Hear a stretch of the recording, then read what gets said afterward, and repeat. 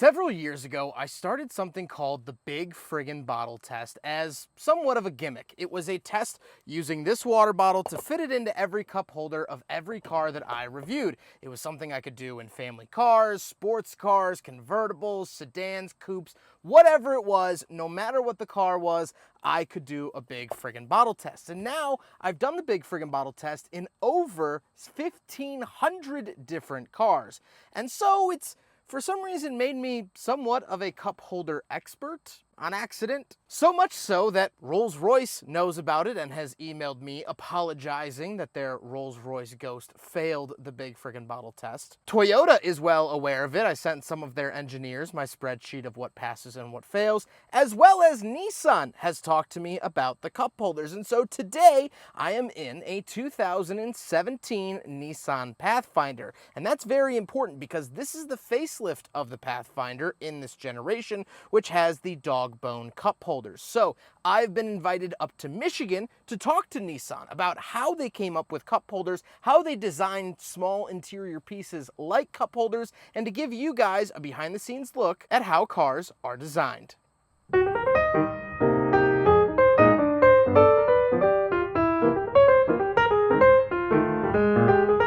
All right, so I'm Christopher Fisher, go by Chris, but I'm Senior Manager of Marketability. We also refer to it as Vehicle Performance Development. So our group does everything related to performance on the car, statically, dynamically, acceleration, handling, ride comfort, and then on the static side, cargo capacity, seating comfort, small item storage, everything like that. Gotcha. So, jumping right in, do cup holders have concepts just like concept cars? absolutely.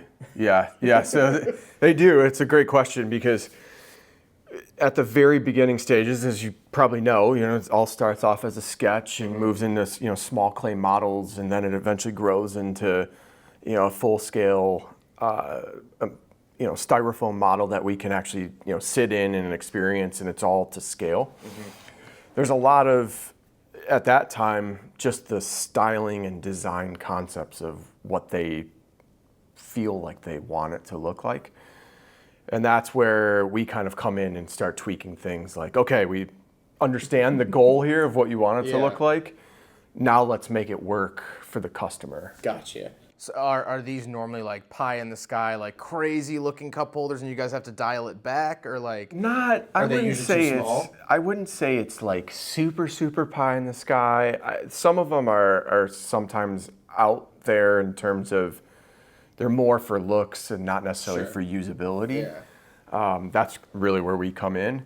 But it allows our designers to really think freely, like let them just get everything out there. And then we'll work with them. Gotcha. And have those sometimes fun debates about what we need to do to make it work. So how does that process start? So obviously you want to build a new car. It's got to have cup holders because that's just a staple these days. Yep. And you mentioned can you just kind of walk us through the process? Yeah. So again, it'll start very early on. Sketches. They'll put everything down and digitally by hand, whatever. Then, like I said, they'll build the models and start going through. They'll put 3-5 models out there, and then they'll start kind of toning it down. Okay, we really like this model, and we like this aspect of this other model. Let's put it together and let's do another one. So there's a lot of iterations of design phases to get it to where we like it to be from a pure looks standpoint. Sure. Then our team kind of comes in very early on in that phase, and as the shape is coming together, that's where we will, we'll take the cups and those big styrofoam true models, and we'll put it in the door, and we'll put it in the center console area, and all right, this isn't big enough. We need to get it a little bit bigger. What does that mean for everything around it? Does it impact? Do we need to make the console wider? Mm-hmm. Does it impact the seats? There's a lot of. You wouldn't think like, oh, if I add 5 millimeters, what is that? it shouldn't be a Right, big there might problem. be But wiring under it they're or- wiring harnesses. It could be anything. So there's a lot of steps and a lot of feedback back and forth. A lot of digital reviews. We'll cut sections down the middle of the car and look. Okay, here's this wire harness coming through. We've got those spring fingers. Yeah. And okay, all right, the spring finger is going to go that far. What's my clearance to the harness or some other hard point in there? So yeah, there's again a lot that goes in behind the scenes in terms of taking what they want it to look like and then making it usable for the actual customer while not impacting too much everything around it. Gotcha. So what factors do you look for in a final design? Obviously, holding a mass amount of cups, but obviously, I mean, there's a line because you're not. A lot of cup holders don't hold that. Where's that threshold, and how do you guys decide that? Yeah. So back, as you mentioned when we started, that you just drove a 2017 Pathfinder. So that was 2017. We had made that was what we called minor change. So. The 2013 is when that version of Pathfinder came out. So 2013 and 2016, we had circular cup holders. There was no what we call the dog bone shape. So there was nothing in between the two cup holders. So we were getting a lot of complaints of, well, I can't take a mug, a ceramic mug, or a travel mug with a handle and put it in the cup holder because there's nowhere for that handle to go. Okay, so we took all that feedback and we're like, all right, for the minor change, we know we need to change this. And the original design was a little bit more styling focused. Sure. And then we pushed pretty hard. We're like, okay, we'll try to keep the theme of the design, but we need to build this in. So, from there in 2017, we added the dog bone and, then we weren't able to get exactly the size we wanted. Sure. So there were certain bottles, like this became kind of our very first target, this Camelback. Gotcha. It's about 80 millimeters on the bottom. And we were like, we need to fit this because we were actually getting a lot of complaints, actually looking at this. Gotcha. In the actual verbatims for the customer comments. They're like, okay, these were becoming more popular, and of course other brands as well. So we're like, okay, 80 millimeters seems about right for a bottom dimension, but plus or minus a few millimeters here or there. And we said, fit this. I bought one, I left it in Japan after a review, and I said, you need to fit this. Figure out how to fit this as we go into our new models. We ended up on this dimension because we figured it was a good dimension for a good sized bottle, but with the fingers we could also still hold something like this or this. But we also look at the height, and we want to make sure that when we're putting it in, we're not ripping off the top and spilling all over the place. So you don't want it too deep. So you don't want it too deep, but you also don't want it too shallow because when you're turning quickly, you don't want it to dump. So we feel like is there an absolute 100% perfect solution out there? No, there isn't. Never will be. But we feel we're pretty close because for 4 years now, we're top performer in J.D. Power and Associates IQS survey for cup holder fitment on Pathfinder and Rogue. We're top 1 or 2 every year. So it's we feel like we've gotten pretty close to that kind of holy grail of where it's not too big and not too small. And then where this is too big for the center. So we make sure that the door pockets can fit these. That's where we, with these bigger bottles, we make sure that the door pockets are accessible, the angle's there. You're not gonna bang your bottle on the armrest coming up, so there's a lot of thought that goes into that. So we try to balance the two. In your time here at Nissan, has there been any tiny issues that have become bigger ones, like the fingers aren't working right, or finding the right spring rate, or things like that? Is there anything that you could think of? Yeah, I think the spring rate is a good one. I think it was the original QX50. when we were going through the initial build. So this is all normal to have, everything not real dialed in. Yeah. But we got to the first build, pre-production build, and we're putting the cup in there, and it's like, man, it's like really stiff, like really stiff. So like you're kind of jamming in there, and the springs are just too much. So then it goes through some like iterations of, well, how, and then I think they gave us a new spring, and then it went too far the other way, so then it's too thin, and then we popped one through, so then it's like it's definitely too loose now. So it's those little things where it's like, again, we want them when you experience it. I want you to just, it comes in, goes out, no problem. But yeah, we go through those issues in the beginning. We experience them, so you don't at the end of the day. I guess the best feedback is that you never even think about it. Like no Correct. one's ever thought about it. Yeah. Right. I want you to get in and just put your bottle in the door, or your one of these in your normal cup holder, and go on with your day. Yeah. So that's awesome. Yeah. So we kind of already touched on it, but can you just tell us about like the mid-cycle updated Pathfinder's cup holder, and like how did that hit your desk, and then were you like how did you handle that? I guess. Sure. So our group, we do use forums, social media, especially more nowadays. But so if you complain about it on Reddit, it might get back to you guys. Right. Yeah. Exactly. That's crazy. Exactly. Oh, 100%. Like we do read that, all that stuff. But like JD Power, IQS, so the 90 days in service, we get that survey data, and it's 229 detailed questions about the vehicle. And one of them is cup holder difficult to use.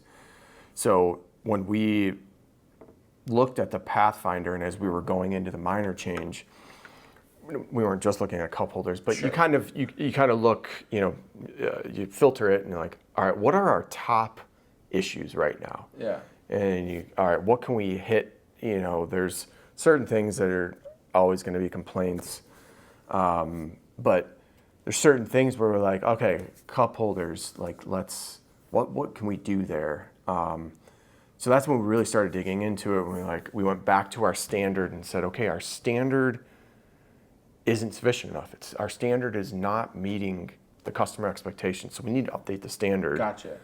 To meet the customer expectations. That's where we did what we could with the going from 2016 to 2017 Pathfinder by adding the dog bone. So that took care of the complaints of the coffee mugs and and the other. And then jump to 23, it's completely redesigned. Correct. And it's way more versatile. Correct. So we couldn't add in 2017. We couldn't add the fingers. Just didn't have enough packaging space. It just couldn't be done. But when we were laying everything out for 2023, we were like, all right, we're going to add the fingers. We're going to make it, so it can accommodate that 78 to 80 millimeters on the bottom, and we get the depth right, and that's what we did. So if you look at Rogue, you look at Pathfinder, you look at Murano now, they all kind of follow that regional standard that we set up for this market, and the results have come in right where we wanted them to. That actually leads me to my next question. Do different markets have different cup holder ideas? Are you trying to do for the big gulps, us Americans, but maybe the Japanese models might have smaller ones? Or is it more standardized in today's market? It's a little bit more standardized. Back a long time ago, you'd see some of the German cars with like the the cup holders were a little bit of an afterthought. Yeah, and like a Red Bull can, maybe like this, maybe would fit. We found that in the Japanese market, for instance, they don't drink a water while they're driving as much. Or have a big water bottle, or a can of Coke or something like that. But it's not a hindrance to them either. So if they follow our standards, so like as we're in the development cycle for like the next generation Rogue, the cup holders are going to be the same between the markets because it's a benefit to them to follow us. So there's give and take. As a global company. There's certain things that, may work better for the Japanese market, where it's like, oh, it doesn't impact us so much here. So yeah, we can follow that. But yeah, cup holders, it seems to be a benefit for everybody just to kind of follow our standards. Sure. So. And the last question I had for you was just, how do social trends affect your designs? So like obviously like the bigger bottles, like it was the Yetis, and then it was the Owalas, and then it was the Stanleys and the Camelbacks and all that stuff. Yeah. Are you guys taking that into account? Or are you guys like watching the water bottle trends? We do follow that, and obviously the Stanleys was, that kind of blew up, and it was like, oh, everybody's got a Stanley now, and luckily for the most part, even as they're big, the bottle makers have kind of figured out like, oh, we still need to fit, a standard size cup holder. So you'll see on a Stanley, it's tall, it gets wide, but at the bottom it does taper down. Yeah.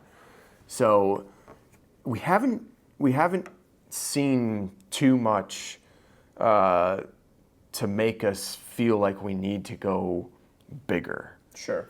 We don't want to get smaller either, but we haven't seen enough out there to go bigger, because there's so much, and as you can see, like there's so much that still needs to fit that's really small, and these aren't, the small choices aren't going away anytime soon. So if we start getting bigger, then the fingers that hold this pretty well, now it's going to be moving around too much. So we do keep an eye on it. Yeah. To your question, we do keep an eye on it very much. So we got I think I showed you before, we had a bin of cups. Yes. Yeah. So we have on screen now. Yeah. Yeah, we have a second bin of cups because we want to make sure that we are keeping up with the trend. Can you talk about the testing process of how you fill them up and whatnot? Sure.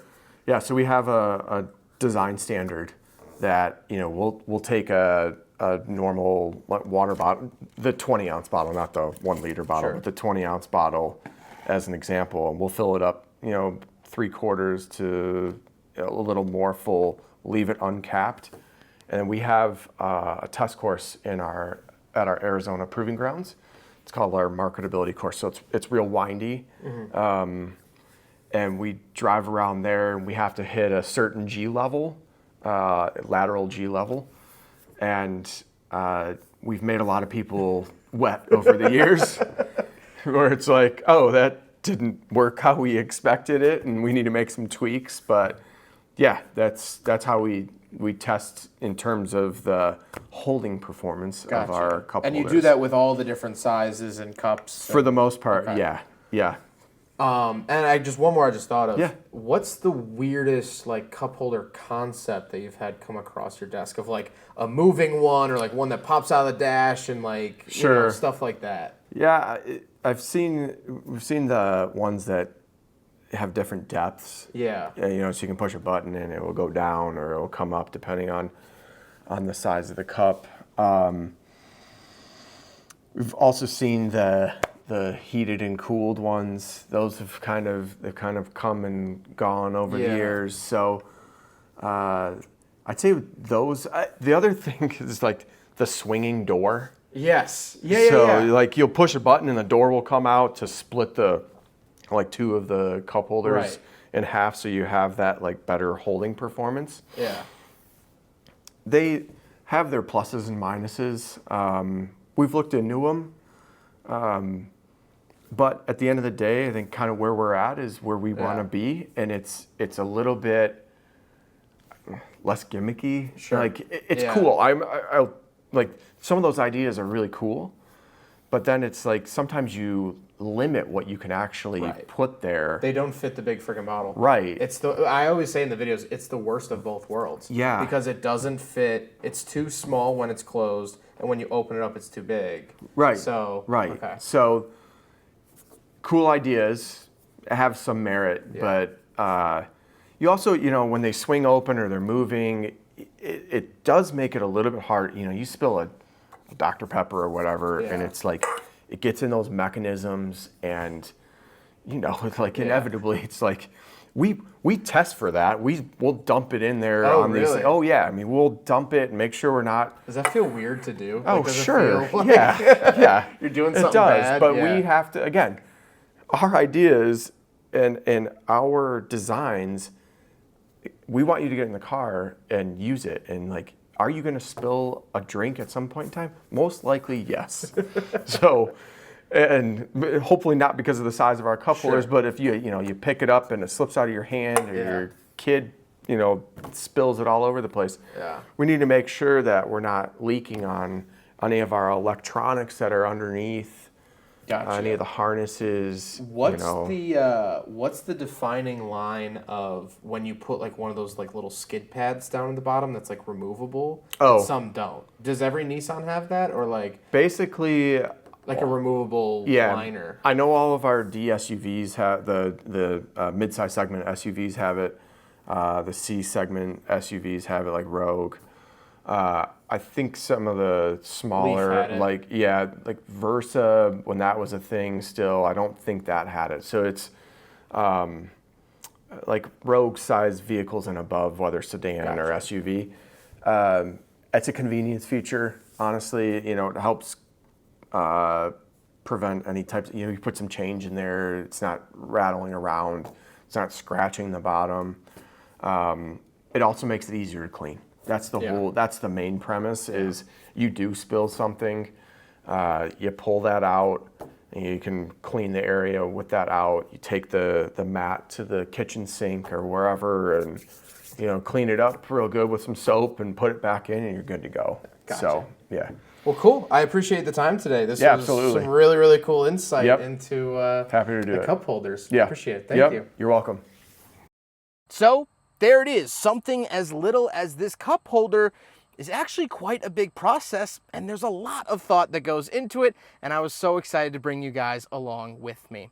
I hope you guys enjoyed the video. Huge thank you to Nissan for letting me infiltrate their headquarters and talk about cup holders. Huge thank you to the whole team over at Nissan. They're absolutely lovely, and they made this video possible. I hope you guys enjoyed the video. Don't forget to rate the video, comment on the video, and subscribe if you really liked it.